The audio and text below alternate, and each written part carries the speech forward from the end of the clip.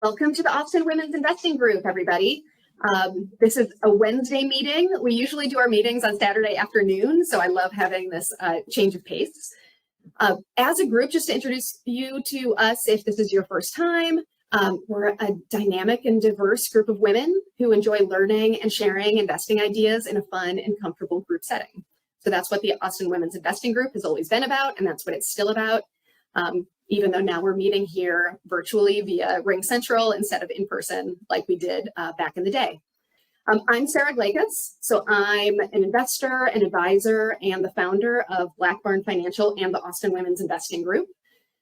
Our main group is on Meetup, so if you found us through Facebook, join us on Meetup, and if you found us on Meetup, join us on Facebook. Meetup is the place where you will definitely get the invitations to future meetings, and we would love to have you there. So just as a little bit of background, a friend and I started the Austin Women's Investing Group back in 2011, just as a way to get a bunch of women together in a room to talk about money. So at those very first meetings, it was getting together in people's living rooms and just talking about whatever topic came up, and we would bring wine and coffee and cheese and snacks, and people's kids would be running all over the place and cats would be crawling all over us. But now it's 10 years later, and we have over 2,700 members on our Meetup group, which is so awesome. Since we've gone virtual, we've become certainly more of the Austin Women's Investing Group, but now we have people who join us from all over the country and all over the world. So for those of you who aren't in Austin, welcome. You don't need to be from Austin to be here, and we're happy to have everybody who wants to join us. We try to keep the topics really pretty general, so I think what we talk about really applies to most anyone who would join us here. We do have, again, our main group is on Meetup. We do have a private Facebook group, so you can there. Cool side meetings and side discussions pop up in our regular monthly meetings. And we have a YouTube channel where you can watch meetings and you can subscribe to our channel and get updates when we add new videos. It looks really good. I think Lori and Gordon spent some time kind of updating our YouTube channel, so it looks really good now. This group benefits from investors with all levels of experience. One of the things that I run into quite a bit when talking about the Austin Women's Investing Group is I'll try to recruit women to join, and they'll say well, maybe I don't have a lot of experience in investing, but that's exactly who the group is for. So we need beginners to come and learn because that's the whole purpose of the group, but we need more experienced investors to show up and share their experiences, not only the good, but the bad. So we need everybody to join and to show up. And so for those of you who carved out time today, thank you for doing that. This is the place where you can come and ask any question. That's what the group has always been about. This is where, if in your mind you're saying, oh, this is a dumb question, there are no dumb questions. Just ask it. I guarantee that if you have the question, other people in the group have the question. So just ask it. As Ashley is going through her talk, whenever a question pops up, drop it in the chat box. Gwen, Lori, and myself will be going through there, and we will bring up your question and ask Ashley as soon as we get a chance. And then hopefully we have time for plenty of question and answer at the end. So ask questions. If you see a question in the chat box that you know the answer to it, please drop the answer in the chat box. There's so many really cool side discussions that start happening during meetings, and this is all about sharing our thoughts, sharing our experience with each other, so definitely do that as well. As you know, because you're here, our topic today is on short-term rentals, led by Ashley Brinkman from Realty Austin. Ashley is not only knowledgeable in navigating the markets, she has a lot of experience in doing this herself. So I've been to one of her events talking about short-term rentals, and she does an amazing job at simplifying all of the concepts, the things you need to know. And really, for me, what I love is she'll just give you the straight dope on what you need to know in order to navigate this. That's how I knew she was the right person to lead this meeting. As soon as someone asked about it over the last couple of months, I'm like, oh, we need to get Ashley in here to share what she knows about short-term rentals in Austin. I'm blown away by the amount of experience that she has here and the things that she's willing to share with you. She, as far as I know, Ashley, correct me if I'm wrong, she doesn't really have any there's no black box. There's no filters. She's just going to tell you what she thinks, right? So Please use that to your advantage. That's what we need, is like real information to make good financial decisions. Okay. So one more thing before we start, I just want to take a moment to be really clear that nothing in this group is intended to be individualized investing advice or legal advice. We're here to share our knowledge and experience, but if you need advice on your personal situation, enter into a formal relationship with an advisor, a realtor, a legal professional, or a tax professional first. So without further ado, I'm going to turn it over to Ashley. Hi. Thank you for all the kind words and inviting me to speak on this. I don't have any formal presentation or slide deck or spreadsheets to share, just pretty much I like question and answer because I do this a lot with my friends and clients. And then I have experience. I have a few houses in Austin, and 2 are long-term rentals and 1 is a short-term rental. And then I manage another one for a client, and I'm about to pick up another one to manage for a client. I'm kind of working in potentially starting a business of managing short-term rentals, but we're slowly going through those hoops. Okay. I guess I'll just kind of start with how I got started and why I like it. Obviously the money, but I got started because I bought a house in 2015 and I'm pretty outgoing and friendly. And so I opened up my room on Airbnb because there's VRBO and there's Airbnb. I'm going to mainly talk about Airbnb, but no, it's across the board. I'm referring to short-term rentals. It's just different platforms. Airbnb has the platform to rent out common spaces, whereas VRBO does not. I kind of say VRBO is to Uber as Airbnb is to Lyft. See what I'm saying with the branding? So it's just more affordable and a wider market across the board. So I opened up my rooms and I just would get people here taking state tests, travel nurses. And I literally started at $27 a night with a mattress on the floor and it would rent. And then I made enough money and I bought a bed. And then I like decorated it cuter. And then I just kept building. And so now I do my whole house.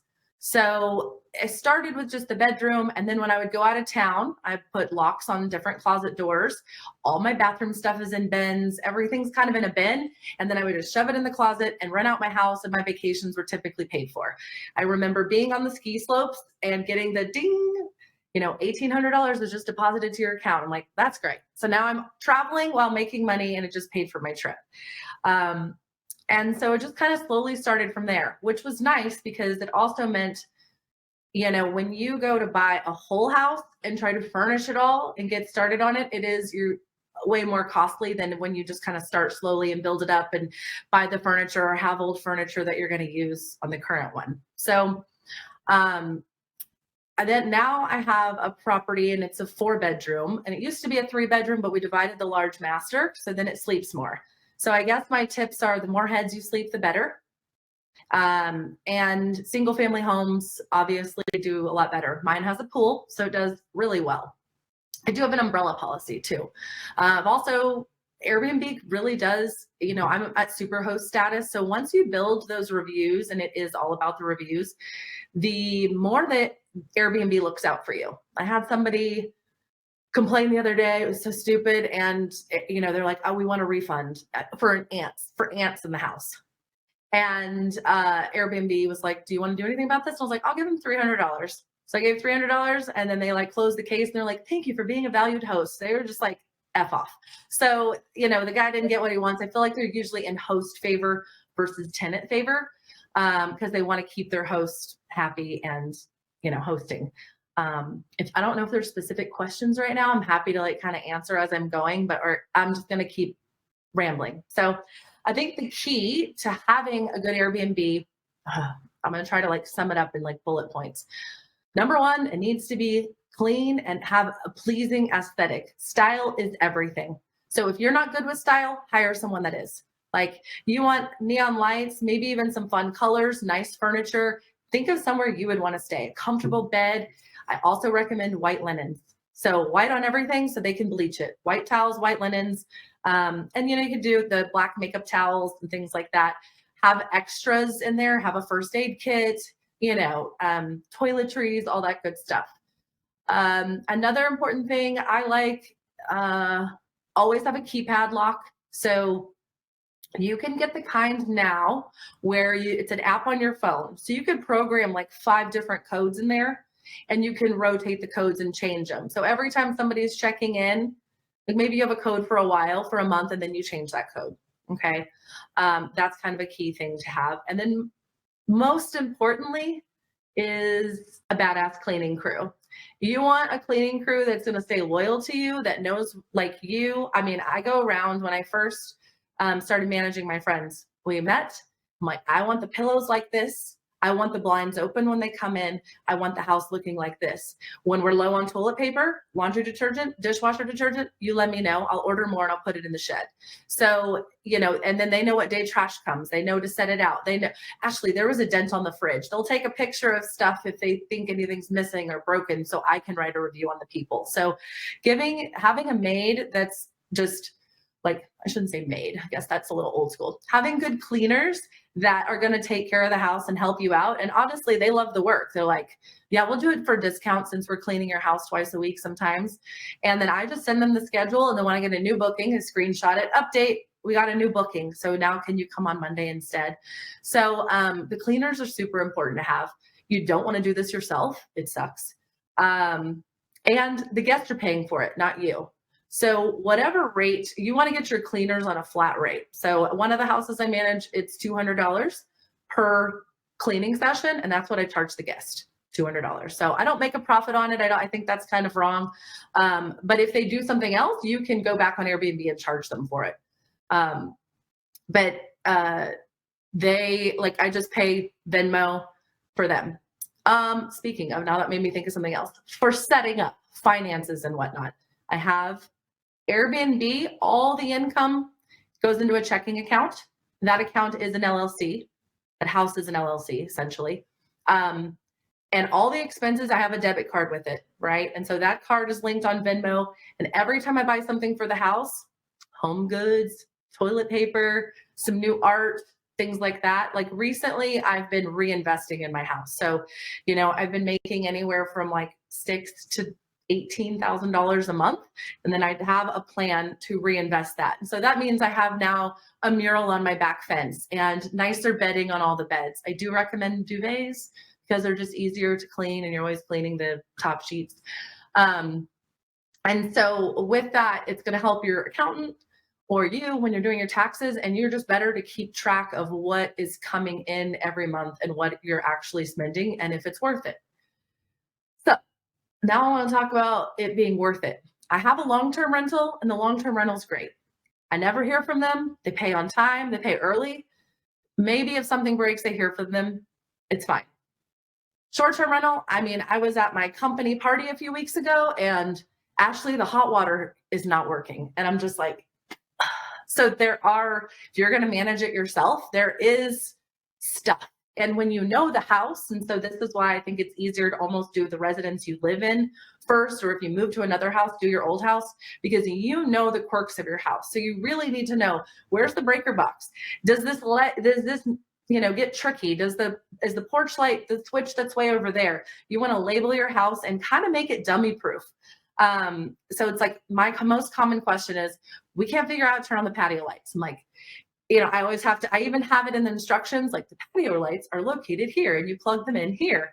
And so you kind of have to put those instructions in it. And the best thing that Airbnb has recently done that made my life so much easier is they now have automated messages. So somebody books me, it's an hour later, they get a, thank you for booking. Here's some great restaurant recs, blah, blah, blah. You will get your code the day of check-in.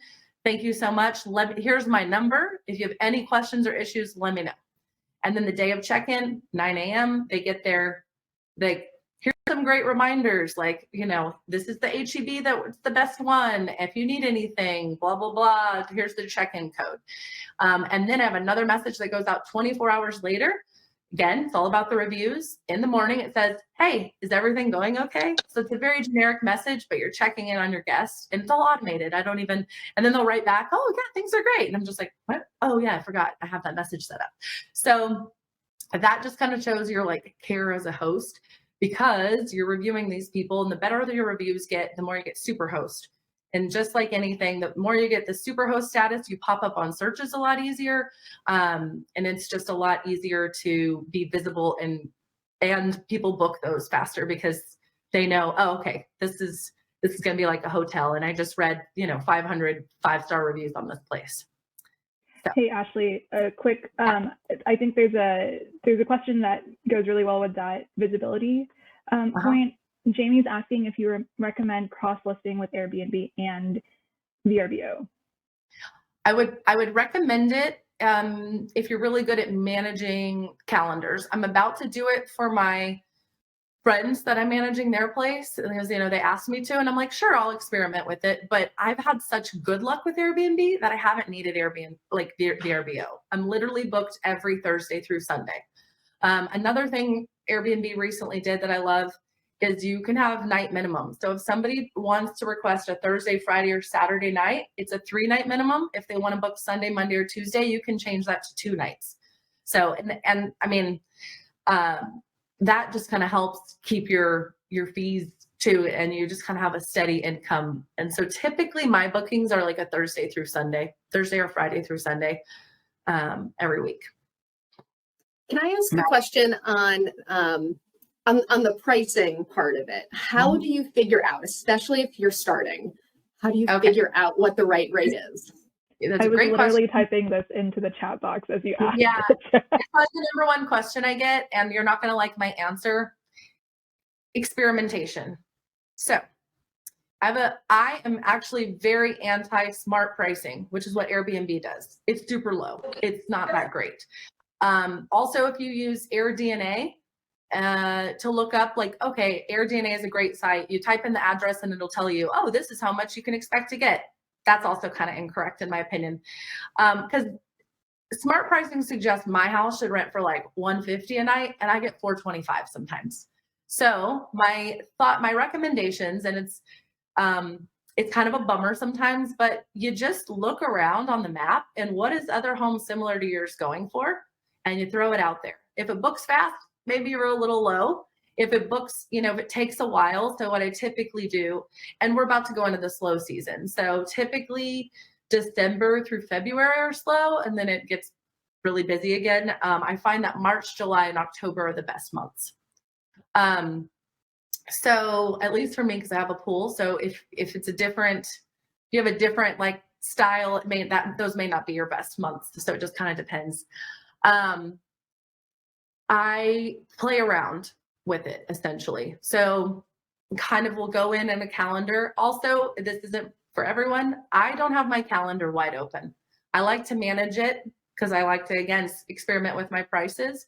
So right now my calendar's only open till the second weekend of January.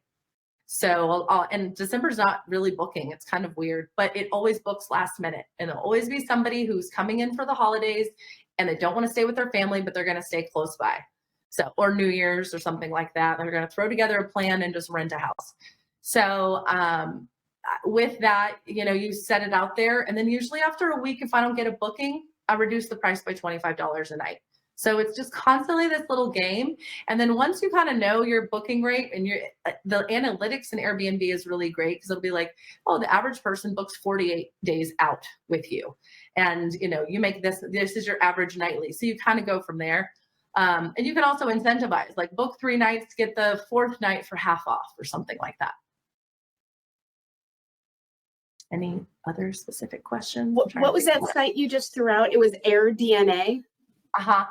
There's another one. AirDNA? Mm-hmm.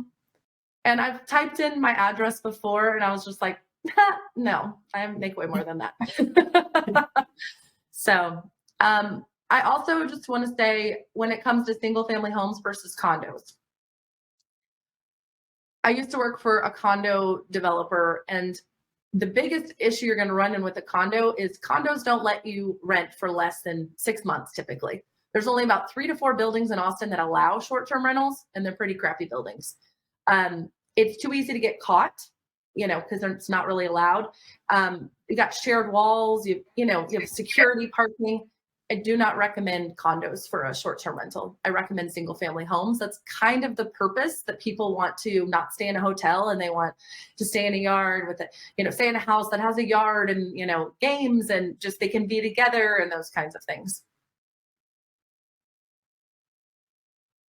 Are there any other specific questions? Can you talk a little bit maybe on the financial and the time commitment side between the short-term and the long-term rental? Like, if it sounds like you have both, do you have plans to convert all of them one way or another? How did you figure out which ones are short-term, which ones are long-term, and kind of what's your plan there in analyzing each property? I will say my main motivator is money, obviously. So my long-term rental used to make $2,600 a month. And now on Airbnb, I make at least $6,500 a month net. And so that's a no-brainer for me.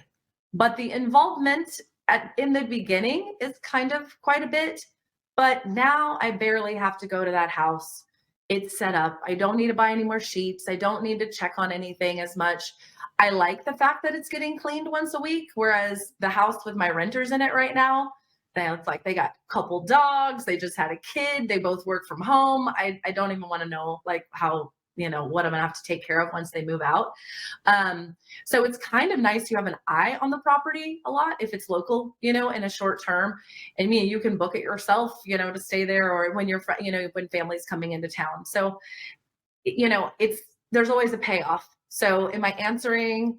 And I don't have auto book, but if you want to do Instabook, that takes a lot of headache, but I'm really picky. So I like to look at the review or the reviews and then decide yes or no if I'll let them stay, or, oh, actually, I need you to book one more night, or, if there's just a mix up or something. So I don't do Instabook, but once your house is set up and ready to go, if you want to do smart pricing and Instabook and automated messages, it's pretty hands-free. And then you just need information in your house, like a little booklet. Like I have a check-in booklet, a sign-in booklet of just, again, like, don't forget to run the dishwasher before you leave. Trash days on Thursday. Could you bring up the cans if you checked in on Friday? Just things like that. It's not a special like concierge service or anything. I do think that luxury properties, if you're looking at spending more, make a lot more, but you're booked a lot less. So that's just my current experience with a client of mine who owns a house down in like close to downtown. That's really nice. So yeah, I would say your overall expenses. So let's talk about that. Long term, I'm not paying for anything. The renters are paying for the bills and everything. I make them pay for the yard maintenance. Short term, I pay $40 for my lawn guy to go over there every other week. Again, just Venmo.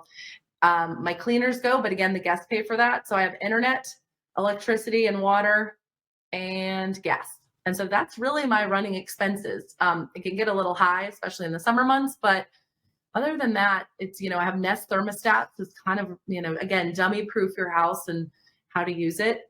You can always even make that a checklist item for your cleaner. When you go to the house and you leave on Monday after you clean the house, set it to 78 or whatever, maybe 82. I don't know. So I find that the expenses and kind of having a hand on the property is worth it. Have I been called to get a spatula that was blocking opening up a drawer in the kitchen? Yes. Have I been called to how do I reset the lights that aren't working? There's ants in your closet. Like, yes. So, but again, fortunately, having a cleaner, especially one that lives close, I'm like, there's ants in the house. Okay, I'll go over there and drop off some traps. And then I just shoot her a little extra money for helping me out. So I think it's just, the relationships of the people helping you. So it's not all on you. And then once you kind of, again, like dummy proof the house and have these automated messages and like checklists, even by the door and things, I haven't had, knock on wood, anything crazy happen. Like I haven't had even like my good Austin book stolen. I haven't had like anything crazy. I don't think nothing terrible has happened. Knock on wood again. And so,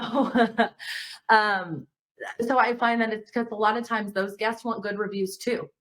So you're reviewing them. And so when, I don't ever review until I make sure the cleaner's already gone over there and checked something out. My house seems to attract a lot of bachelorette parties. And so kind of once you see the trend too, I have a whole basket of bachelorette decor that they can use, and like party cups and, that say all the fun things. And so kind of once you know your audience too, you can cater your decor and things like that. I'm going to go back to aesthetic. Making the house Instagrammable is a thing, and it does pay off. Like I bought a bunch of the boxwood squares from Walmart, and I put them on a wall when you walk in with a neon light, and it's like, oh my God, this is so cute. Like I get lots of compliments on it.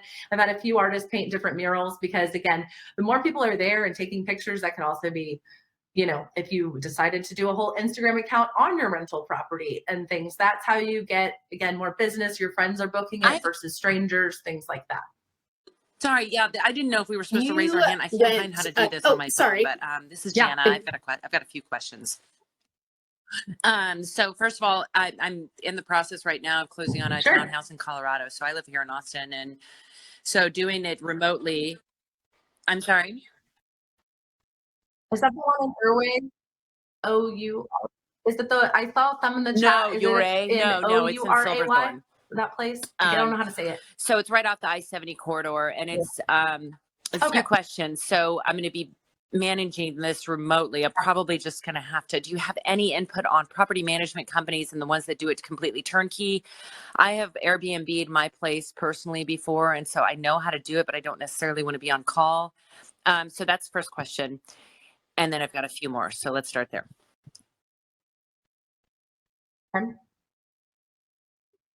My thought on that is, if you could get in, like go up there and visit and see if there's anybody else, I would say you go the small route. You're going to save a lot more money on having one person that maybe handles the condo next door. Do you know what I mean?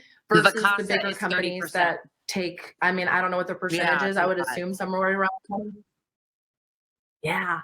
I feel like you could probably support a smaller local business and pay probably 15% or less by doing that. But that is going to take a little bit of networking and finding the right fit for you. Video cameras.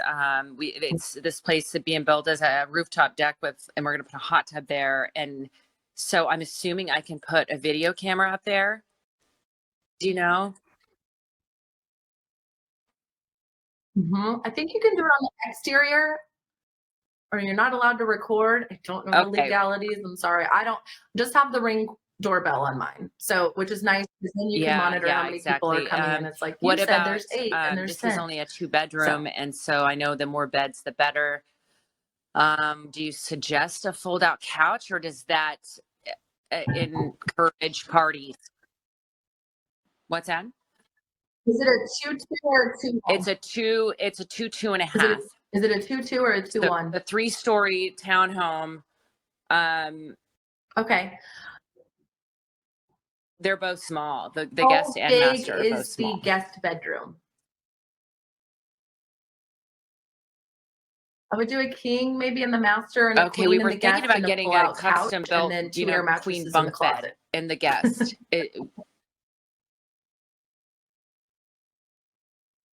That wouldn't be bad, because I pretty much every time I've stayed in Colorado, I always do Airbnb or,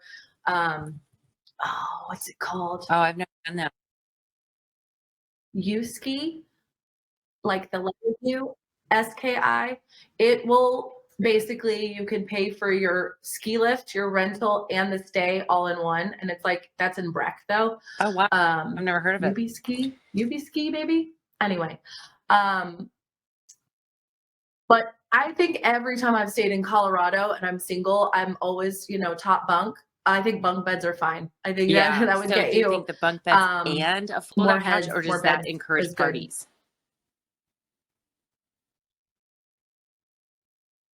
Okay, still the fold-out couch. 6'8". I would say still the fold-out couch. And then one more question: ozone machines. Do you think it's necessary? Queen bunk beds. No. Okay.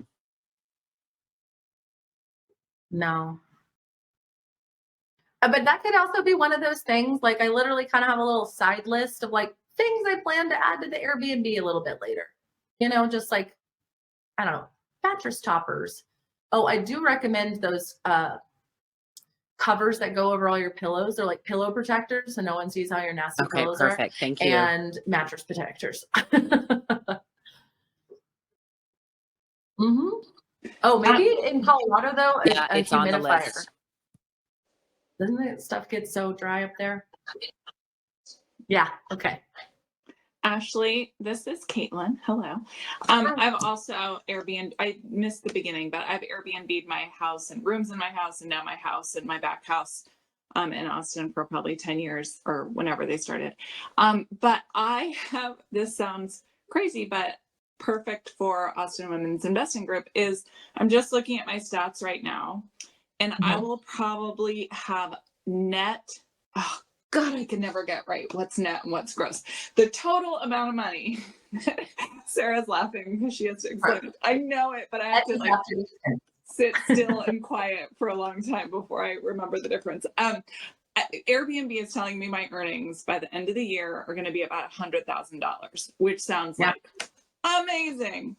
And so I get like, oh yeah, this is the way to do it. But then what doesn't come along with that, they do a little breakdown of what your cleaning fees are, but they're just, I don't charge my guests the total amount that I charge my cleaners because I'm remote, I'm in California, and I want to reward her for being loyal, for being my person on the ground, whatever. So I pay her extra. So this is a low ball.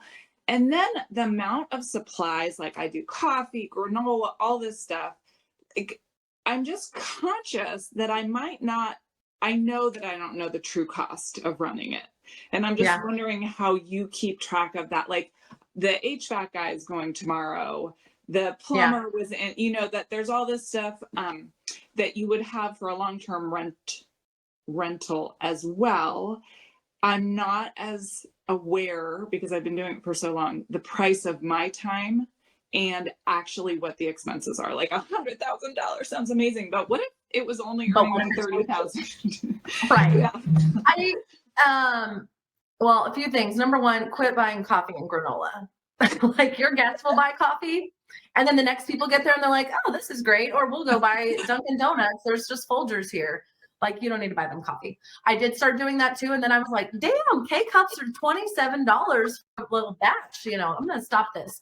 And guess what? Every time I go there, I go over and check on the house. There's like 3 different types of coffee there. People will bring their own coffee. You don't need to do that. Now you can do a little nice like thing. I think personalized notes, a bottle of wine and things like that are great, but you don't need to do that. I wish I kept better track, but the only thing I'm really, really strict upon is like, if the lawn guy comes, if the HVAC comes, if the dryer cleaner, the fireman, dryer man comes, if I go to Home Goods and like some stuff is for my house and some stuff is for Airbnb, I put that on the Airbnb card and then I'm like, this is going to be on this other card. Yeah. And so I think the more like stringent you are, and then when you kind of do, I don't know if you have an accountant, but they can kind of tell you your true earnings. Yeah, no, over the years, I've separated it completely, but I'm now in the next cycle where I do have to buy all new sheets and all new towels, like all this stuff that still seems new to me because I never stay there, like is wearing out. And so I get, and I spent 45 minutes the other night on the phone because the guest couldn't figure out the remote control for the TV. And I'm like, and there too. Yeah. There's so many. Yeah. Okay. Yeah. I wish I had a better answer. Sorry. We had a question in the chat box, which I know you've talked to me before, or talked to me about before, Ashley, which is, what are the rules that we need to know about short-term rentals? Let's just say in Austin. Just that we need to know. Can only do it on your primary residence. You can do it on a house that you have like in your back house.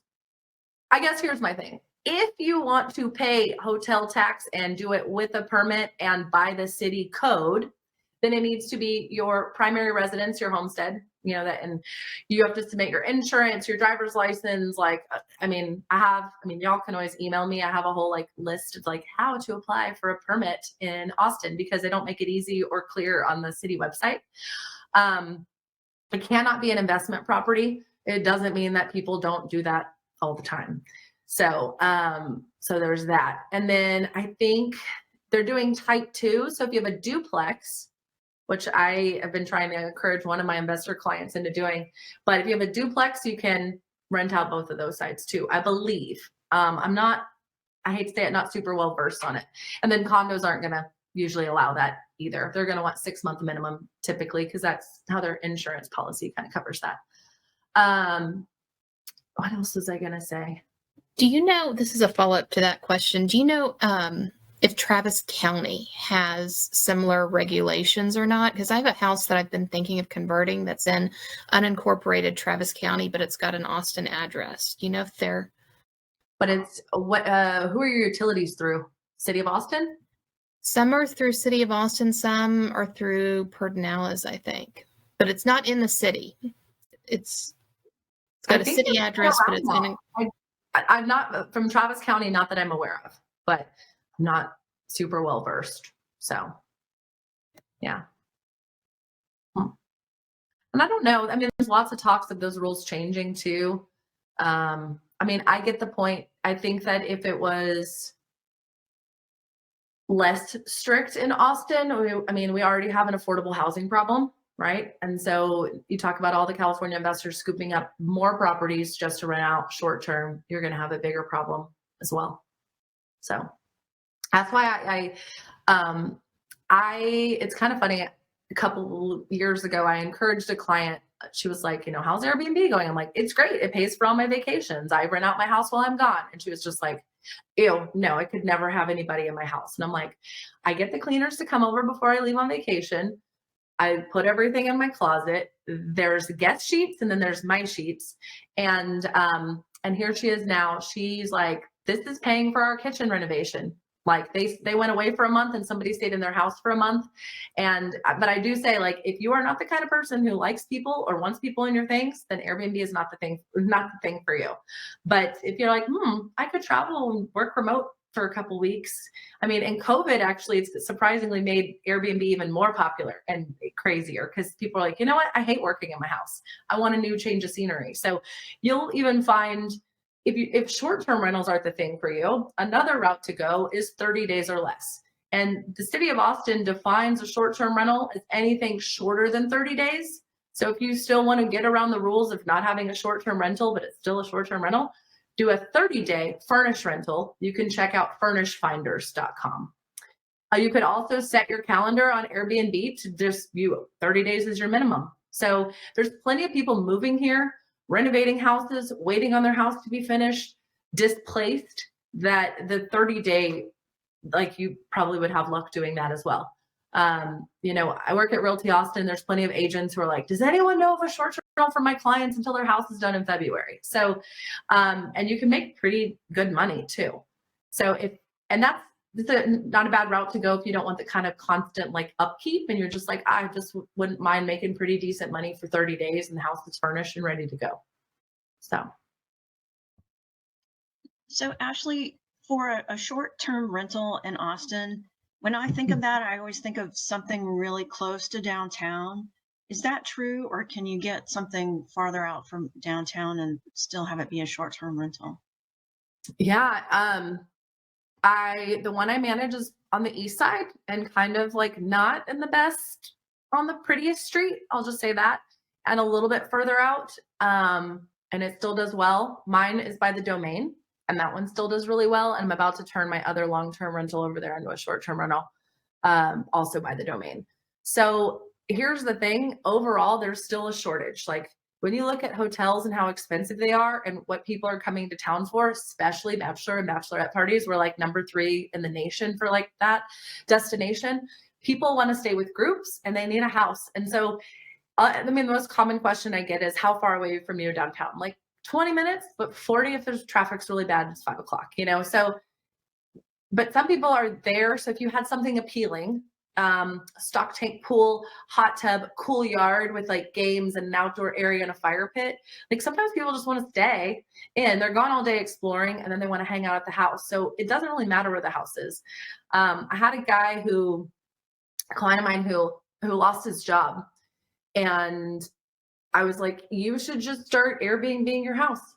And like 2 years later, he's like, that's the best advice anyone's ever given me. I now make so much money. Airbnb alone pays for my mortgage. It floated me for the 6 months I was unemployed. So, and he lives south in 78748. I don't know if you know your zip codes, but it's pretty far south, and it did just fine. So I think there's still a need for it. And then even if you kind of have, this is more for West, Dripping Springs, Wimberley, Lee, Liberty Hill, even. I have another coworker who owns one there. And then the people next door own llamas and goats, and they have feed to give the animals. So if you have this special kind of tucked away private oasis, like that's also appealing. So it's not always about location. It's kind of about experience. So, and the first thing when people do book me is the message that says, thank you for booking with me, is let me know if you need restaurant recommendations, a party bus driver, or a boat rental, because I know people for all of those things, and that's what people want to do when they come here. So it's just kind of like, connecting people and having their stay enjoyable to get those good reviews to keep jacking up your prices. Ashley, I had another question. I don't, forgive me if you already covered this, but I was curious for your homeowner's insurance. Because when I called Allstate initially, when I had my casita built, and I was like, so what's different now? And he basically just said, add the structure as an addendum and its value. And that was it. There was nothing. He said, I have the paper trail because everyone else I've talked to is like, no, you need different insurance. And I was like, yeah, I want to keep it that low, but I'm curious for you, what implications there were for your homeowner's insurance. My agent was like, let's just get you an umbrella policy. And then honestly, it reminds me of the other startup that is called Swimply. So I also rent out my pool on Swimply.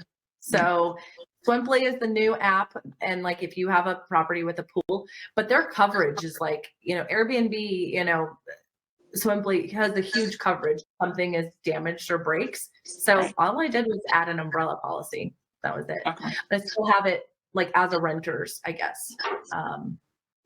Not as my primary, whatever. Okay. What was I gonna say? Yeah. And you said don't have an open calendar on Airbnb. I'm curious what you mean by that. I don't leave it wide open, like where, for 4 months in advance, like wide open. Mine's, I kind of control it because I also want to see like, oh, if that weekend booked really fast, when I open up this next weekend, I'm going to charge $25 more per night. And so that's how I kind of play around with the pricing. Oh, that's F1 weekend, or that's ACL weekend. I'm definitely going to start high. And if a book's great, if it doesn't, okay, I'm going to start lowering it. But I mean, when you are looking at the analytics, it kind of tells you how far out most of the people book. So I like a good 2-month window. So. Okay. Any other questions? I'm sorry, I don't mean to talk over. Sorry. Thank you so much. You're a wealth of information. And I realize I've not charged near enough. So appreciate that. Yeah, go look at your competition for sure. Yeah. I had a couple of interactions with the city. I had an actual person come to my house and say, let me see your license. And that was really shocking to me, number one. Number two, I had them come inspect my windows to make sure that you had the right ingress and egress windows. That was pretty crappy bullshit, in my opinion. And so I do live now downtown, and I don't know if it was because there's so much construction in this area and all that kind of stuff. So I will say that be your best advocate. Also, don't let the city push you around, because they will do that. Especially if you've had your house and it's older and a lot of renovations or things have been done to it. Especially, I had a renovation done before I even owned the house, and they were like, "Oh, this window's not up to code. You can't have your Airbnb license because it's not up to code." I was like, that was 2 owners prior to me. Yeah, that kind of stuff happens, but I just wanted to pass that on. Well, thank you. Yeah, the city, it's funny. My teammate My teammate has a house and then the little house next door, they Airbnb, but she's very much like a rule follower and was like, we have to do all these things. And I'm like, I'm more of like it's better to beg for forgiveness than ask for permission. And at the end of the day, I would say too, when you're analyzing your cost of what it's all going to be, if you get popped by the city, okay, we'll rent it out for 30 days. So in the city, it's only a matter of how many number of days you rent it out per year. And if it's less than 30 days, right, then it's considered, short term that you need a permit. So, or go back to a long-term rental. So that's kind of my plan. If they do come down on, sorry.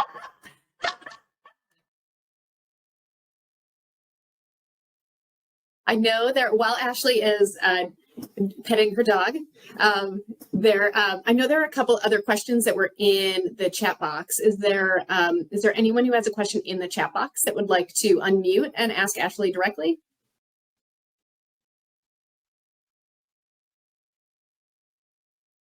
The mailman came, so my dog started barking. Sorry.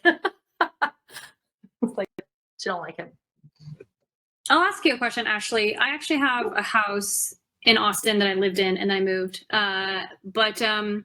I long-term rented it out because I didn't want the hassle of Airbnb. I used to Airbnb it when I lived there, shared, and then I would do like you. I would just lock the master and leave, actually, so I didn't have to clean it up. But I'm making about $3,300 off of it a month right now. And I'm curious if you really think it's worth the hassle to switch it over to an Airbnb after these renters. Because like you were quoting like quite a significant amount per month. It's in East Austin. It's a 3-bedroom, 2.5 bath. And I'm just curious if you think that would be like actually worth it in the long run. You're netting right now on a long-term rental of $3,300 a month. Yeah. Not a lot of my clients have that kind of return. You must have a lot of equity in that house and a good rate. Not netting, not after the mortgage. No, that's what the rent is. Okay. I was like, damn. I was like, wait, no. Okay. So I usually tell people if you, after PITI, right, after property, insurance, taxes, your mortgage, everything all in, if you're making more than $200 a month in Austin on your long-term rental, then you're doing pretty good because our property it's about 800. So okay. Yeah. Okay. If you don't mind the hassle and you are okay with spending the investment on the furniture, furniture right now it's a headache. The delays and you're going to spend probably 10 to 20K potentially furnishing it. So that to me is that is a what is your time worth kind of question. Like, are you okay with those? No. No, I don't want to deal with it. I like it because it's a brand new build, so like it doesn't require much maintenance with the long term. And then I use a company called Prefix. Have you heard of them? Yeah. So I use them for most of the maintenance, and I love that they come every 6 months. So like I usually have them do like a deeper check and tell me if like to tattle on the renters as well. But cool. I will keep it as a long term. Yeah, I think if you don't want the hassle, like you're doing really good on that. Like net. Cool. Yeah.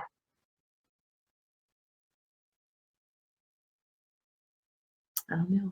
Anything else? I'm trying to think. I just wanted to say, so I was supposed to have a long-term renter a friend in my house in Austin after I moved away, and like 2 days before she was supposed to move in, she bailed. And so did she already sign the lease? No, it was a friend. It was whatever. So I, from California, furnished my whole house, everything from like Q-tips to couch to everything in 3 weeks with Craigslist and Facebook Marketplace. I hired somebody in Austin, paid her by the hour to like put it all together. Yeah. Found a guy with a pickup truck who would go pick up the things from Craigslist. I'm looking at I spent $2,700. The whole thing using Goodwill, Kia, Craigslist, which is definitely an option. I kind of tell my clients to go that route. I'm like, it does not have to be perfect. But I had some clients and they had the money to do it, but I was like, man, we could have saved you so much money. But they went through a company that like basically they get pictures of the house, they design it all, and then they outsource it and they come and put it together, which is, let's be honest, the biggest pain in the ass of furnishing a house. And so I think she ended up spending like $26,000. And I was like, this isn't even that great. Like I could have gone to Home Goods and decorated your house for way cheaper, But to each their own. It's like, again, goes back to the time. Like, do you want to hire it out and spend a lot more for convenience, or do you enjoy decorating and doing these kinds of things and fixing it up? It's something I kind of enjoy, so it's not hard for me to do that piece. I have another friend who wants to Airbnb your house, and I'm like, I'll go shopping for you. Ashley, what you kind of mentioned this before with some of the clients that you're working with, or I think you mentioned it. What does it look like to buy a place with the intention of having it be a short-term rental? So like if you're kind of starting, down payment, mortgage, cash flow, all that stuff.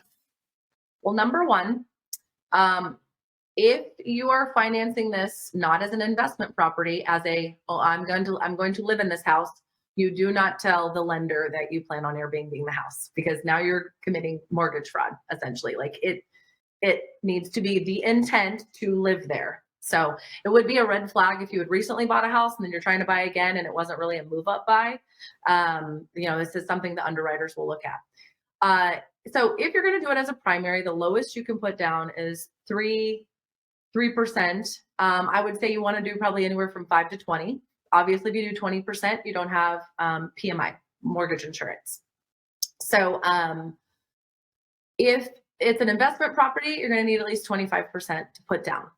But if it's a second home, so let's say you already have a home in Austin and you're like, I want to buy a second home. Now, it cannot be too close. Like if you live downtown and you're buying one out in Liberty Hill or out in Wimberley or something, that could count as a second home.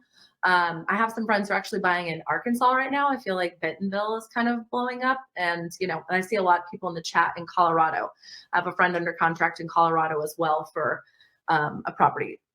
The taxes are much higher. New Mexico is also kind of blowing up as well. So anyway, so when you buy a second home, you don't have to put as much down. You just have to put, I believe it's 10% down. You have to ask the lender about that. So, all in, of course, if you've purchased a home before, you're going to have your escrow account, and you always want the nest egg plus money to furnish it and get it kind of up and going with, utilities and everything. But I would say 10% down and then add another 2% for closing costs. And you always want money for when things break, because, thank you for confirming it is 10% down for a second home. Murphy's Law, something's going to go wrong as soon as you buy it, right? The HVAC's going to go out or something's going to break. So that's kind of rough numbers, I guess. Yeah. And when I say 10%, I mean of the purchase price. I think that kind of got back to one of the questions that was in the chat box from earlier. I'm kind of scrolling through now about Emma asked, her question was, does the vacation house you live in half the year and rent half the year, would that have a good ROI? So it sounds like a vacation house could fall under this, like a purchase of a second home. Did that fall into that category? Yeah, I guess you'd have to run the numbers, right? So if you're making $50K off of it in a year and you still get to live in it and enjoy it, I feel like that's worth it. But then that goes again, it's so hard because it's like, I feel like the ROI is definitely a little bit subjective, because it does have to do with your time and your space, and so there's kind of a price to pay. What is it worth to you? What do you need to make per year to feel good about the house that you bought, that you want to go hang out in and whatnot? So I think it would be better to buy it with a friend, and then you maybe draw out of a hat a couple weekends that you're allowed, and everything else is just, rented. But it's also scary to do business with friends. So maybe not. Ashley, I'm sorry, I have another question. I'll have more as we talk. This actually isn't a question, but something that just happened to me in the past year. My house in Austin is the only house that I own, and I wanted to do a cash out refi, and I didn't qualify because to do a cash out refi, this is Texas specific, you cannot include income that comes from the property. So even though I made, let's say, $100,000 last year, it would not qualify. It did not go towards my income to qualify to get a cash out refi for my house. And there's it's some Texas law. If you were to buy a property, right? If you were to buy a new one, the lender lets you count your rental income. 75% of your rental income can be counted towards that. So it's interesting Right. they don't let you apply that for a cash out refi. For the actual property, the income coming from the address that you're trying to refi. So if I had a different address that I was getting that Airbnb, I could count that. But it's specific to, you can't be borrowing money based on the amount that you're earning from the property that you're trying to borrow the money from. Is that property homesteaded? Yes. What about doing a HELOC? So a home equity line of credit. Yeah, there's other things that I'm gonna try, but it was just a shock to me. I thought, I was like, look how amazing this investment is. And yeah, I mean, I bought my house for 180 and it's making 100,000. And now they're like, yeah, no, you can't you don't qualify because of. That's kind of crazy to me. A home equity line of credit.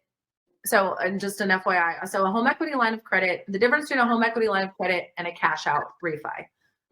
If you want me to talk on that, I can, but remember, I'm no lender. I know some great lenders, but you definitely want to follow up with a lender. So home equity line of credit, you can only do on your primary residence, right? Your cash out refi, you can do on any property, but I mean, interest rates are kind of creeping up. So if you bought just a few years ago, you might even have a better interest rate. Interest rates are going to be higher on an investment property than on a primary. And the nice thing, like a cash out refi, you're like, hey, I have $130,000 worth of equity that I would like to take out.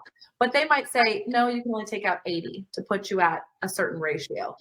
And then you can do whatever you want with that. Right? You don't have to put it back into the house. A HELOC, you take out, this is great if you are going to be, I mean, I feel like more people should have done this during COVID if they were unsure about their job situation or if they were going to be in a bind. But a HELOC is like, I'm going to take money out of this house, and it can be, like, you want to max it out, right? So it's 100K, but it's just sitting there, and you can just use a little bit at a time. You could even use it to buy another property. You can use it to renovate the property, and then you are that interest rate. So you're borrowing against it and using like 3%. It's a pretty low rate, but you're basically, it's a line of credit for you to use on whatever. Yeah, I just did my first refi. I mean, I'm very much a buy and hold kind of person. Austin's a great market for that, and like rates have been great for a while now. So my next plan is to actually update a house that's has my long-term rentals, and I just did a cash out refi. The appraisal came in way higher than I thought, and I'm a realtor.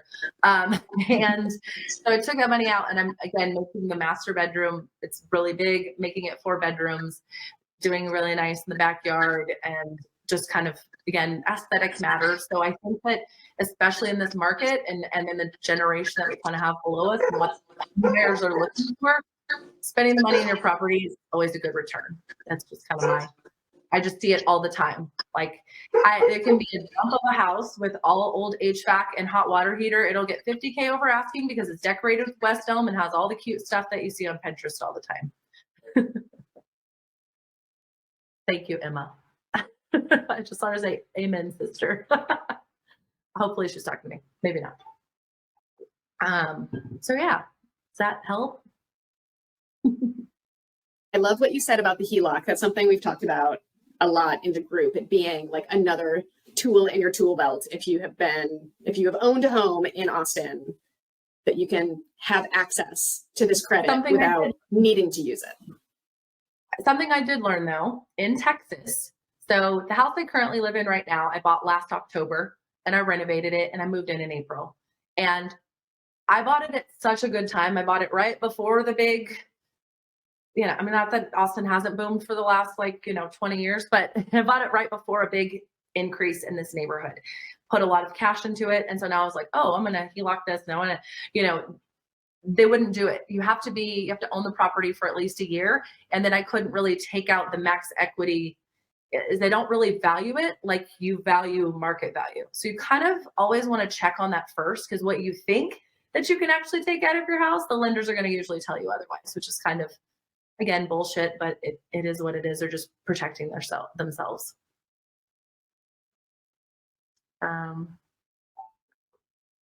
Anything else? Like, what else can I talk about? There's so many things. This is Lori. I had a question. Yeah.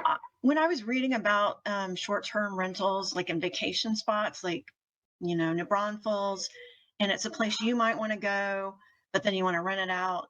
And I thought I read that there are restrictions on how long you're allowed to live in it before you can count it as a short-term rental, like for your taxes and things like that. Is that true? I would check with the lender on that. I'm not sure, but like, I know, if it's going to be an owner occupied, number one, New Braunfels is super strict on rentals. So you don't really want to buy there anyway. Because everything that you can rent, and same Fredericksburg is also about to crack down, but it is a great place. My clients have done really well in Fredericksburg too, but, and Hill Country in general. I think, like, a lot of people have this misconception that you have to live in the house a year before that you rent it out. And I don't necessarily think that's true. It all has to do with the intent to live there. And you at least have to have like a bill. And then like, if you were to get busted, it would be like, why did you move out too soon or rent it too soon? I think, but that would be more of a lender question and what they look for.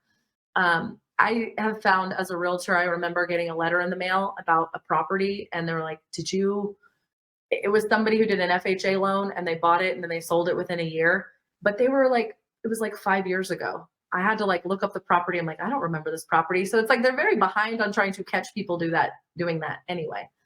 But that would be more along the lines of, I think, like loan fraud. I don't know how to wrap this up, but all had good stuff to say. I talk to my clients about this all the time. I kind of love it. It's just exciting. And, making money is exciting. I'm like reinvesting that into other things. And yeah, always happy to chat.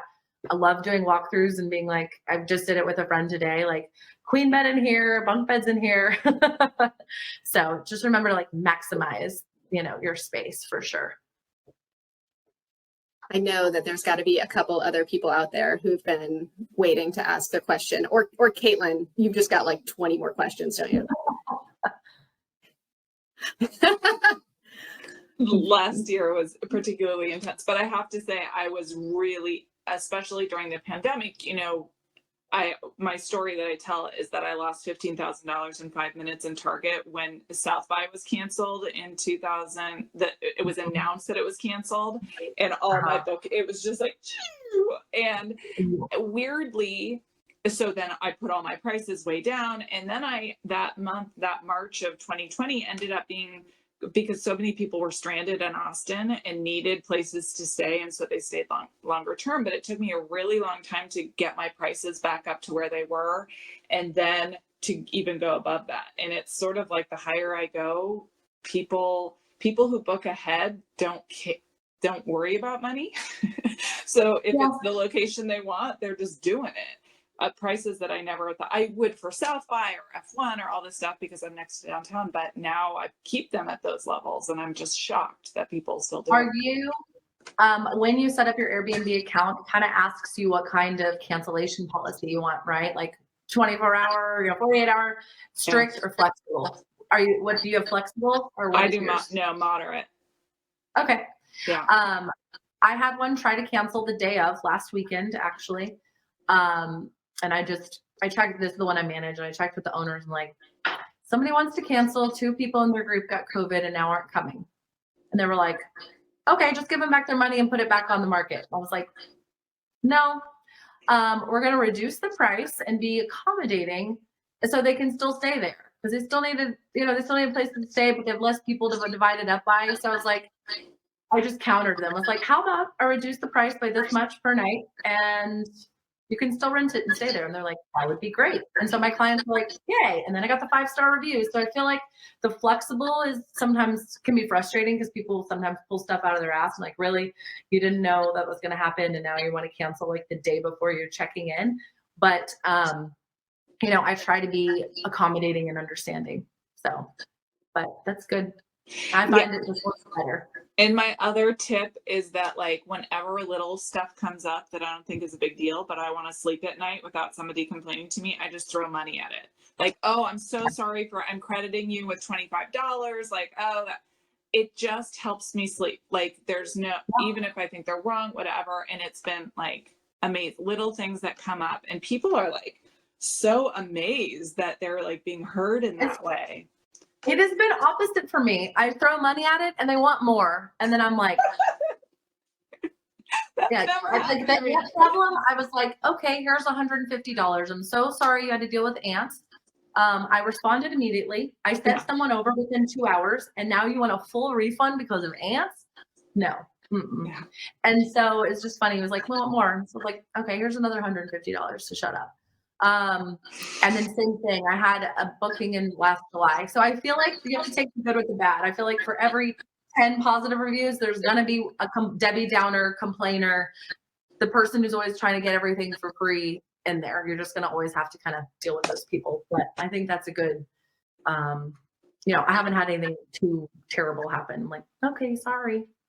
Yeah. And I think in the beginning, I just agonized, like what's fair and now I'm like, my price of not having to think about this for another second is $100. Here it is. And people really, even, minor amounts of money just feel so, in my experience, have been very happy with it. And they end leaving feeling really good instead of, mad that the remote batteries were out. There's also, some people that are just a little more chatty on Airbnb, right? They're messaging you a bit more. Those are the ones I typically ask for more feedback from. I just feel like that's just how you become a better host, more aware of stuff. I had a girl one time who was like, your rugs are really slippery and I think that they're a hazard.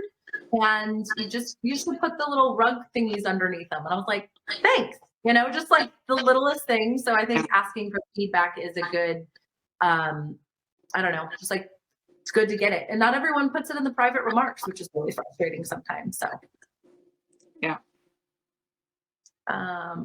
Anything else I can touch on?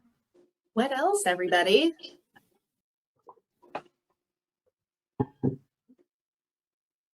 I mean, Ashley, this has been the most information packed into an hour and 10 minutes on a Wednesday evening.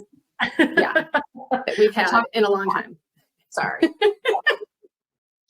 I can cover a lot. And I'm used to talking about this, so I kind of like have it down. If you follow me on Instagram, I heart the ATX. I have a ton of real estate tips, and then I have a whole highlight full of Airbnb short-term rental tips as well. So I just have a lot more clients doing it now. So we share a lot of the experiences and, oh, have you tried this? And I'm fortunate that my marketing coordinator has an Airbnb. So we've put together a list on Amazon. Like, so you want to buy an Airbnb? Here's the link to a whole list on Amazon of everything you should buy for your house. Like from the trash cans to the soap dispensers to the laundry baskets, like kind of everything. And then again, we've kind of just been creating these like checklists and processes. Like here's a good cleaning checklist. Here's a good, here's what you have to do if you want to get the permit and all that good stuff. Yeah, I follow Ashley on the apps. So definitely do that because she's so friendly and she's always like posting these little videos with all the tips and tricks. And it's like in real time as she and her team are learning things too, right? So that's an awesome way to get info out because it's like trying to stay on top of stuff, make things better all the time. I have a lot of, I keep it pretty real. So yeah, just like, oh, I made a mistake and I learned this, it's just kind of how it goes. And that's the experience with Airbnb that I've had. It's just like, it's all trial and error. And sometimes you're like, damn, I could have got more money. And sometimes, so yeah. Yeah. I mean, that's one of the things we talk about in the group a lot is that, a lot of people think that you have to have the perfect plan before you start something. And so we talk a lot about start before you're ready, right? Like you learn by doing, you don't want to like, step into like a horrible like cow pie, right? Without looking, but that this is how you learn how to be an investor and how you learn what works for you and how to make money, right? Like you have to be willing to try different things. So, I feel like that kind of goes back to how I started, right? And, if this isn't the thing for you, maybe you just start with a bedroom, bedroom on the other side of the house. And maybe you start with the weekends you go out of town and then you learn, oh, I'm not going to leave this out for the guests anymore. And, just different things like that. I have a coworker, she wants to go work for a remote in New Orleans next month or in March. And she's like, can you come over and tell me what I should do? And I'm like, get a label maker. You might want to label some of these things, put this out, buy a few more chairs. That's my other advice. Cause I also learned by traveling, because I always use Airbnb. I gave feedback to one I stayed in Park City. It was pretty terrible, but it's so expensive there. But if you're gonna sleep 8 people, then you should be able to seat 8 people. We stayed and we're like eating dinner on the couch. So it's like you need to have 8 dining room chairs if you say you host 8 or 10 people, and be able to sit like 10 people in the living room and things like that. So again, it kind of goes back to what you want. Just think of like kind of what you would want when you go stay somewhere. Another friend that's about to do it, she's like, I'm on a tight budget. And like, well, we don't have, and not everything has to be, it's like Caitlin was saying, it would Facebook Marketplace, hand-me-downs, your old furniture, you can upgrade your, it doesn't have to be the best. But here's the thing, if you want to start eventually making more money, you start changing out those things. Like I kind of have a little pot of like, okay, I made this much this month. I'm going to pay for this to happen to the house, or I'm going to get new bedding or pillows. So it's just like keep reinvesting to make the space better, to make more money on the space too. I love that. We had a comment, which I love. I feel like I have to share with you, Ashley, because it says, Sheila said, such interesting info shared so openly. For sure. Now I know that I'm not at all suited to do short-term rentals. 1 tenant and 1 wonderful downtown condo is all I can manage. Thank you. So that's how you take this info and, apply it to your own life, right? No. Yeah, it's not for everyone. But, again, I'm kind of money motivated. I'm like, well, a couple extra $1,000 this month to deal with the call while I'm at a party. Okay. Yeah. So, Ashley, I just wanted to make one point, which was, yes, I exclusively used furniture and furnishings like that Goodwill on Lake Austin Boulevard. I got amazing that's a good stuff. one. But Yeah. When I did a new construction, the casita, I did high-end everything, because I knew that when I'm staying at a rental and it looks pristine and new and fancy, I am so much more careful than if I go in and like there's a stained couch and a like gross carpet. Yeah. And it's been like my casita I built in 2016, 17, and it still looks new. That's so true. Is it a higher price point too? Because again, when you're higher per night, you do get more higher end guests. Yes. When you're a little bit low, and that might be your beginning lessons too, like, oh, we booked it. That happened to my teammate. She was like, it was their second guest and they pretty much trashed it. There's food in the bed. It was just like, left it so nasty. And she was just like, yeah, I'm going to give them 1 star and blah, blah, blah, but, and charge them extra for breaking some stuff. So it's like, that is part of the experiment of playing with prices, but the higher the price and the nicer the stuff, it usually stays pretty nice. It's kind of interesting how that works. So. Yeah. And I think you already talked about this, but with long-term rentals or renters, they develop habits. Like they always put their laptop here and they always do this in the bathroom. And so they leave their marks in much more permanent ways. And you would think that more renters, yeah. And you would think more renters would create more damage, but they never cook. Like they don't use, my oven in my casita looks brand new. I bet like 10 people have ever used it in 5 years. So you have a different wear and tear. Agree. That's one of the things that I remind people is like, they are here to be in Austin, not to stay in your house the whole freaking time. So a lot of times they'll say, can we get an early check-in? Our flight's early. They drop off their luggage and they go to lunch. I'm giving them restaurant recommendations. There's usually one night, if it's a big group, that they might cook at home and, again, the bachelorette parties and stuff. Or enjoy the pool. But most of the time, it's kind of funny because if there is an issue, oh, my maid's going to come over and put out some ant traps. Oh, we're out of the house today. We'll be back at 4. Okay, great. So most people are here to explore, not cook a bunch of elaborate meals and trash your house, and you can specifically state no parties, which doesn't always get abided by, but yeah. And it's good to have good neighbors if they know what you're doing. I'm fortunate that I have really good neighbors. They have my cell phone. hey, I saw this. I'm like, oh yeah, she's cool. Like, so, having kind of an eye out as well. So. There was one more question that came up, Ashley, on the topic of long-term rentals, furnished versus unfurnished. Do you have thoughts on, what to do?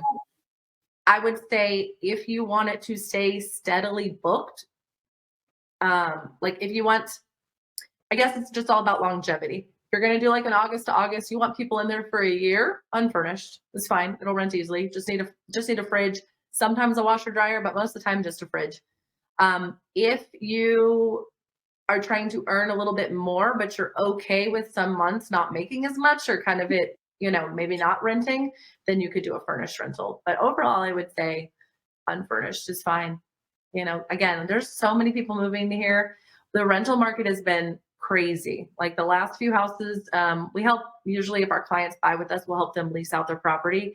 And there's just some dumps that I'm surprised it's getting as much as they are in rent.